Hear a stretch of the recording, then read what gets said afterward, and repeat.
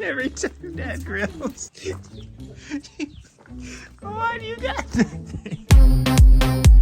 Moment of truth! Yeah, ladies and gentlemen! Planting season 2022 has begun. Now, one of two things happen on the first day of planting season. You either get like 300 acres done or you don't get anything done. And the first thing's never happened before.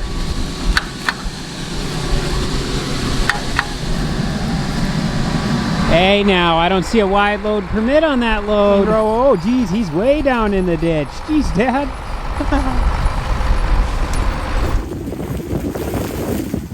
Dad over here, got Cooper over there. First things first, in the cab, we make sure all the monitors and stuff are working, make sure beepers, whatever's going off, make sure seed's actually going out into the ground.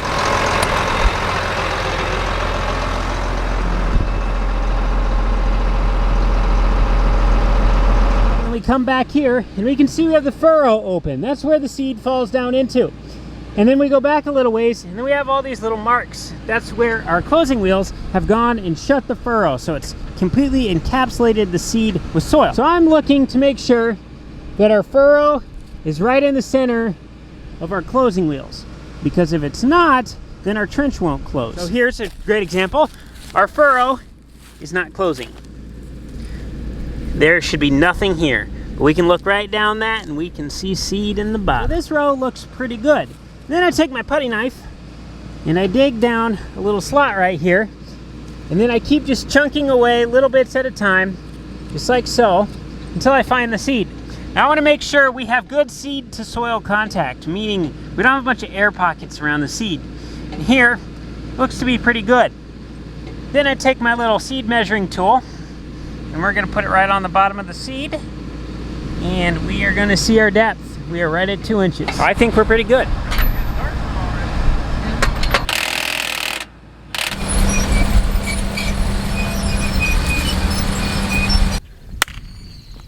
Yeah. Let's be honest. First day of planting season, wow, it's exciting. We're getting seed in the ground. It's go time, show time. The first day is not the most enjoyable. Not fun to be around us.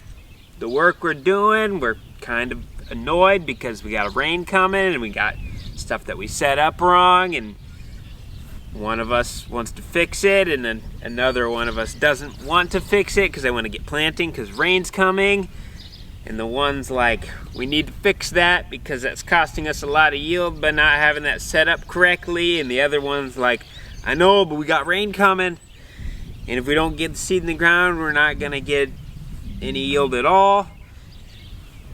So that's kind of how yesterday went, but we got the bugs out. We got the bugs worked out yesterday, at least I think. We got stuff more figured out in what we need to do today. So today should be a better day. All right, buddy, I need you. For me, today is going to be the day of keeping ahead of the planters. In order for us to plant our corn, we need to grab the reel disc and we need to start reel disking our last year's bean stubble so that way we can plant corn into it.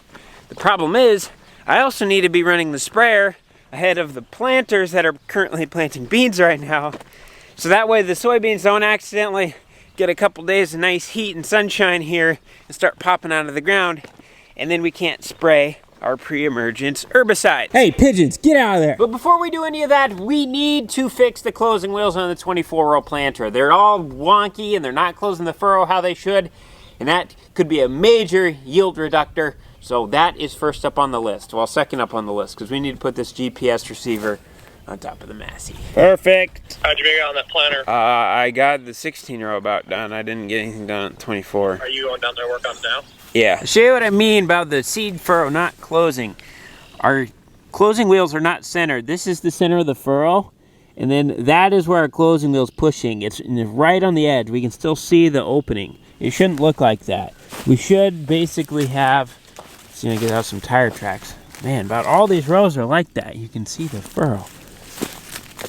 There's another one right on the edge. It should look like this. Shouldn't see anything there.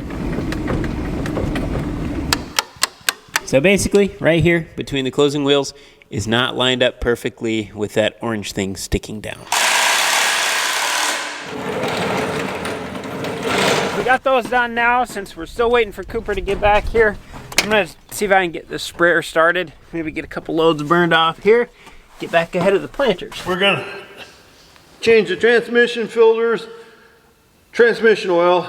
Last night Cooper was out planting and the temperature light came on a couple times for the transmission temperature.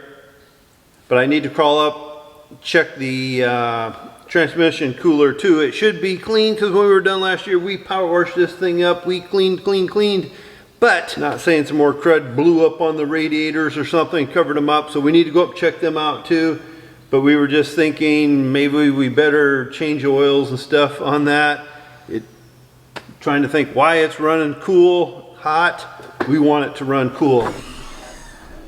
They look really clean, really clean. Might help my GPS if I had my globe on. Not like I just put that up there or anything. Efficiency! Efficiency!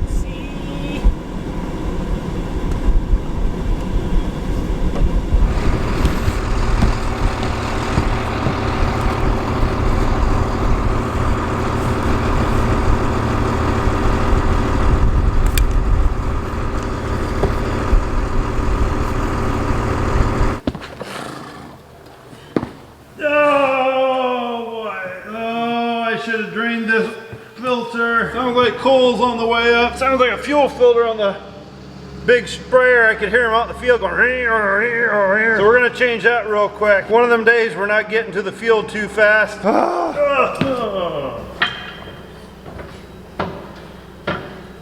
come on. Oh boy. Meet this waiter.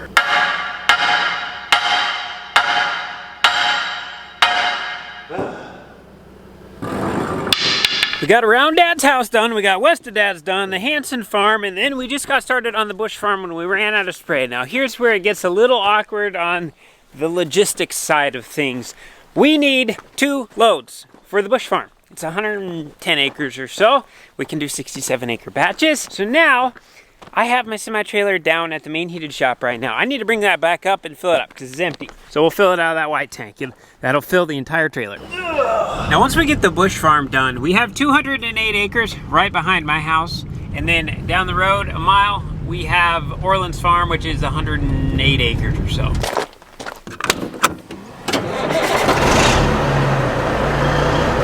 I'm still not used to this. We have air pressure. No leaks. No leaks. This has never happened in my whole life. Good job, Cooper.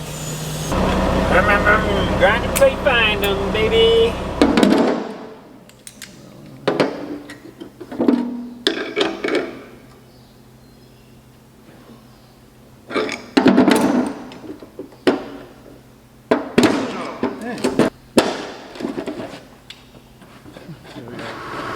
Takes about 45 gallons, I guess.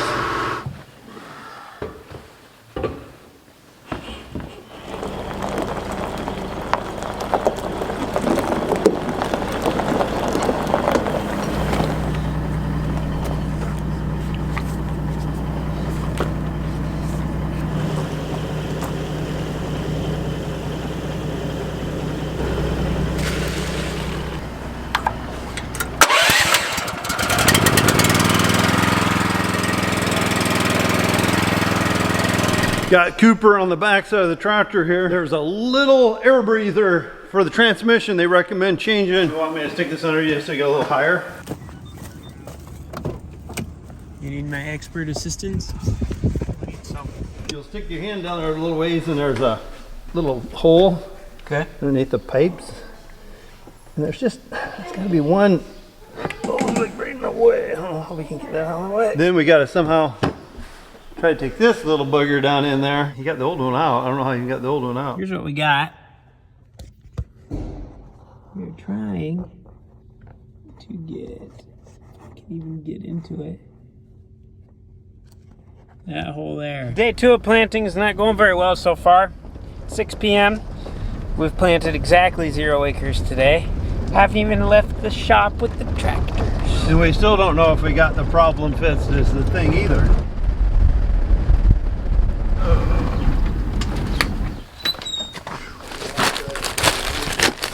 So how do we describe this? It's We have a $15 part with a $1,500 labor bill behind it. We cannot get one bolt in a hole because there's a bunch of hydraulic hoses blocking it. It's right underneath the cab. Real pain in the butt. $15 part, $1,500 labor bill. Cooper went off to see if he could go find a hose. We have an idea of what we could do. In the meantime, I had about half a tank left on the sprayer. We're out here burning this off before the sun goes down, because once the sun starts going down, the plants will go to sleep, and then they won't uptake what we're spraying. We're on the bush farm right now. We have 3/4 of a mile long rows. This farm's pretty nice. So you can just set the auto steer on an AB line. You just cruise. Got the neighbor over there planting some corn. He's got his bean planter over the hill over there. Dad's sitting in the driveway watching me spray. Boogity, boogity, boogity. What we ended up doing, we just took a barb, finally got it down in there. It took like 2 hours to put one barb in. And Cooper went and got a hose and hose clamped it on. And it's gonna work.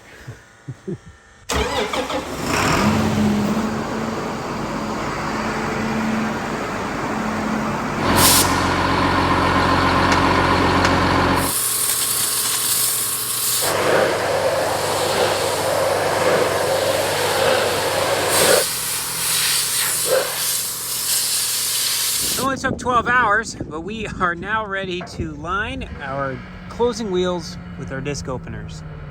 And that is a sight. Looks like a transformer. All right, we got to get the GPS set up here. Okay, Ag Leader, we are ready. I think we're in the field that we need to be in. It's about 9 o'clock p.m. We're gonna try it for a little bit. Last night I think I got in, it was close to 2 o'clock. Time I took a shower, ate some supper, 4 hours of sleep. Not enough for me. We're gonna try to get my outlines. Cooper just told me he wanted with the 16 row here for me to make at least 3 passes. That way we have plenty of inrows. It's 10 p.m., so we kind of just wanted to get this done, but we did. We set the planter down in the ground, not planting any seed, took all the tension off our closing wheels, drove forward. That way we had an open furrow. Then we just took this crowbar, nice and straight, laid it in the furrow, and just made sure everything was center between these two closing wheels. We're gonna fill Cooper up with seed, and hopefully we can get a good 100 acres done yet tonight. It's gonna be a late night. We have Natalie helping. Hello. Oh, and Augie's in there. Sitting on the center console like he always does. Say hi.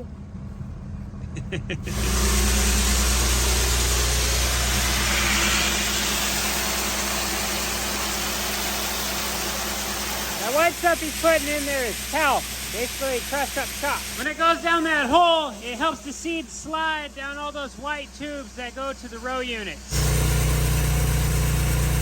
Just bouncing through the field saying, get out of my way.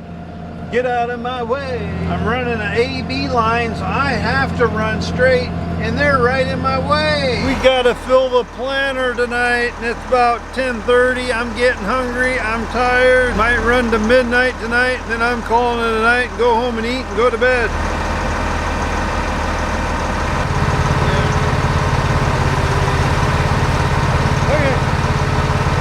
Come tend the garden with me.